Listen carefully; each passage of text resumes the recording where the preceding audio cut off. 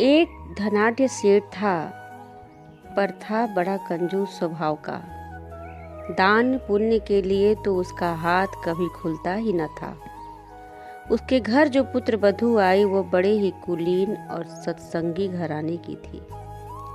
घर के संस्कारी माहौल और सत्संग में जाने के कारण बचपन से ही उसके स्वभाव में बड़े बुजुर्गों की सेवा, साधु संतों का स्वागत सत्कार, सत्संग सुनना, दान दक्षिणा देना आदि उच्च संस्कार आत्मसात हो गए थे।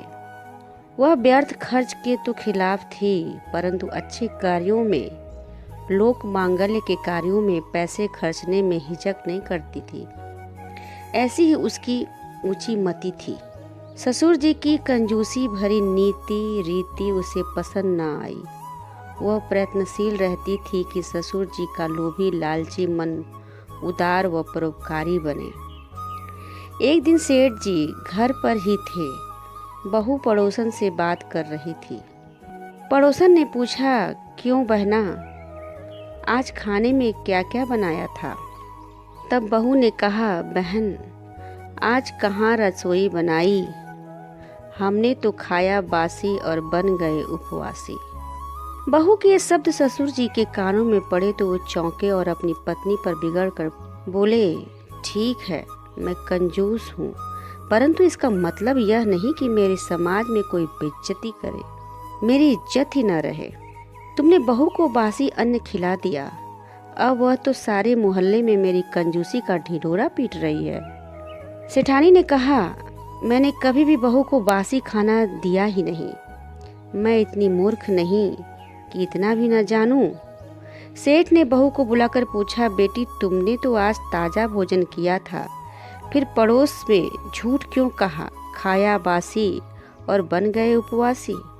ससुर जी मैंने झूठ नहीं कहा बल्कि 100% सत्य कहा है। बुद्धिमान बहू ने नम्रता पूर्वक स्वर में मैं सत्य समझाते हुए कहा, जरा सोचिए ससुर जी, आज हमारे पास धन दौलत है जिससे हम खूब सुख सुविधाओं में आनंद से रह रहे हैं। यह वास्तव में हमारे पूर्व जन्म के पुण्य कर्मों का ही है।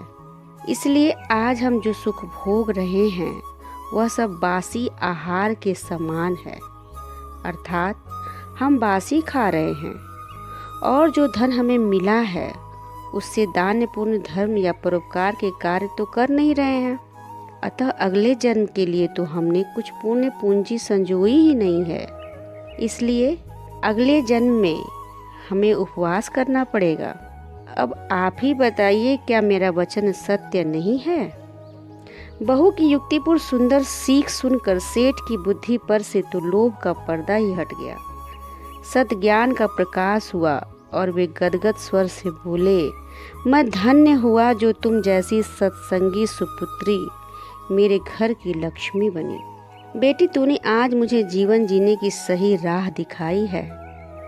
फिर जो सेठ जी ने दान पुण्य की ऐसी सरिता प्रभावित की, दान का औदार्य सुख आत्म संतोष उज्जवल भविष्य और परोपकारिता का मंगलमय सुस्वभाव उन्हें प्राप्त हो गया। जिसके आगे धन संग्रह एवं शुभ सुविधा का वाह्य सुख उन्हें तुच्छ लगने लगा।